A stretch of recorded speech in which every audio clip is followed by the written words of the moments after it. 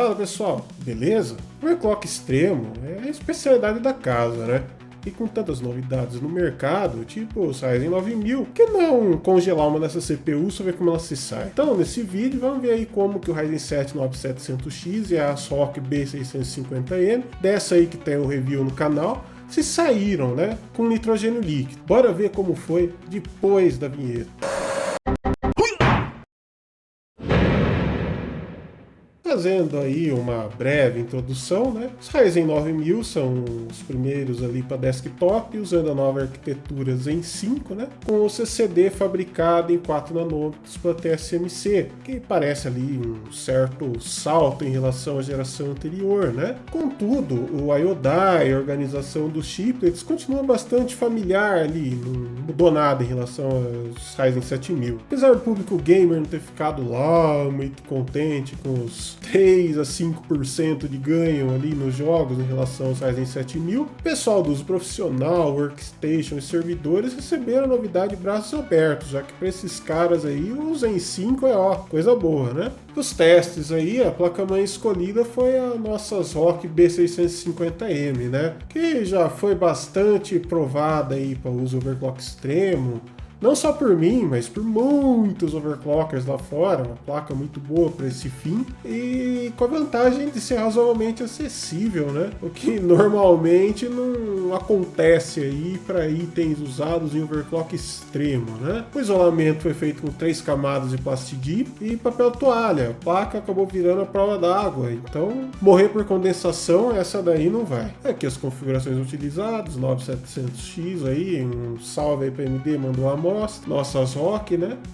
O kit da KingBank, Sharp Blade 6800L14, EVGA GTX 650, fonte aqui da Cooler Master 1250 watts, um salve para o Cooler Master que mandou esse exemplar aqui, o pote aqui do Kingpin, né? O F1 Dark, nitrogênio líquido, SSD da KingSpec e por aí vai. O objetivo dos testes: descobrir o limite do overclock extremo com nitrogênio líquido. O novo Ryzen 7 9700X, ver como ele se comporta ali com temperatura negativa e ver os resultados que vai dar nos benchmarks, né? Partir para os resultados. Como eu disse anteriormente, ele é bem parecido ali no geral, no diagrama. Olhando por cima ali, ele é praticamente idêntico ao Ryzen 7000, né?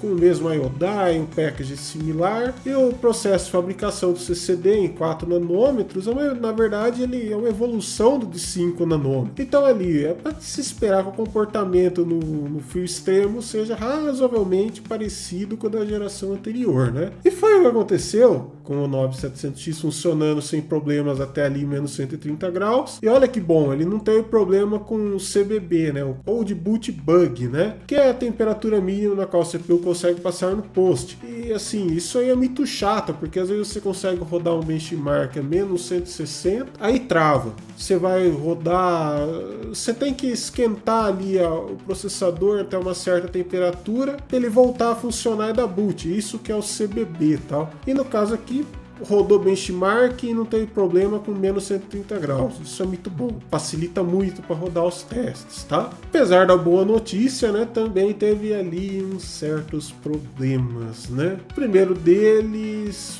relacionado a BIOS das ROC, né? Essas duas versões, 3.06 e 3.09. Não sei se vai sair uma nova até a data de publicação desse vídeo, tá? Mas a real é que essas duas BIOS, o High Voltage Mode não funciona nos Ryzen 9000. Ou seja, está limitada a memória 1.43 volt. Não é um problema tão grande porque ainda dá para rodar 6400 CL30, então não é de todo ruim, né?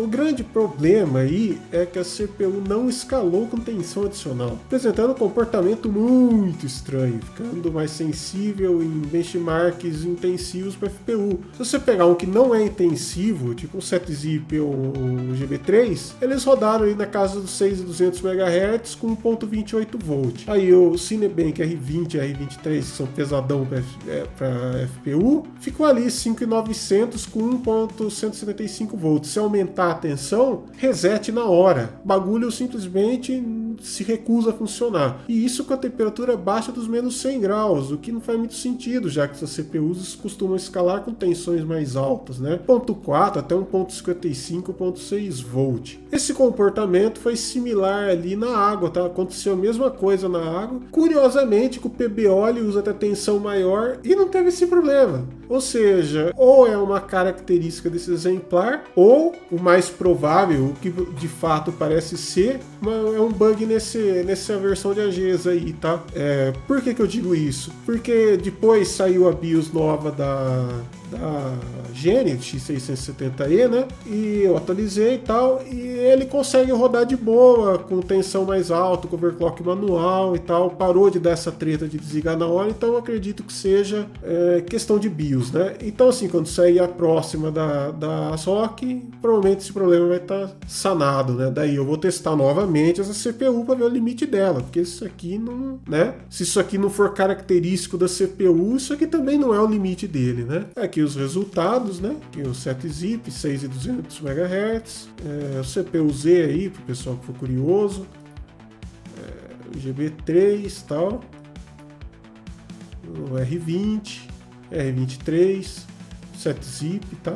Enfim, esses daqui são os resultados. A eficiência foi boa, tá? Uma boa eficiência para esses clocks. Claro, não vai bater recorde, não vai fazer nada muito significativo, porque os clocks estão baixos, mas se rodasse um clock mais alto, teria dado excelentes resultados, porque a eficiência foi muito boa, tá? Aqui a foto com tudo congelado aqui, né? Não pode faltar. Concluindo então, o Ryzen 7 9700X e a placa-mãe sobreviveram à sessão de overclock extremo, com a CPU sendo mais dócil que o Ryzen 7 7700X, sem ser bebê e funcionando bem com temperatura de até menos 180 graus Celsius. Ponto muito positivo. Apesar disso, o exemplar testado apresentou um comportamento de não escalar com tensão adicional, ficando ali mais sensível nos benchmarks exigentes de FPU.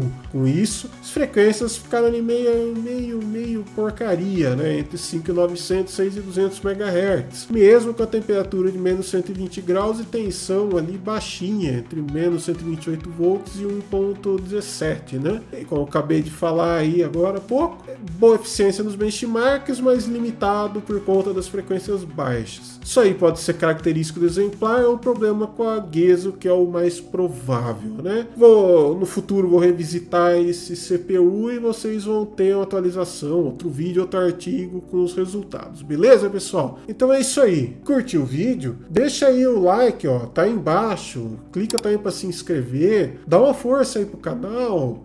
Deixa um comentário. Isso aí dá engajamento. Isso aí ajuda. O que você achou do vídeo? O que você gostaria de ver de teste com overclock extremo? É isso aí, pessoal. Falou e até a próxima. Fui!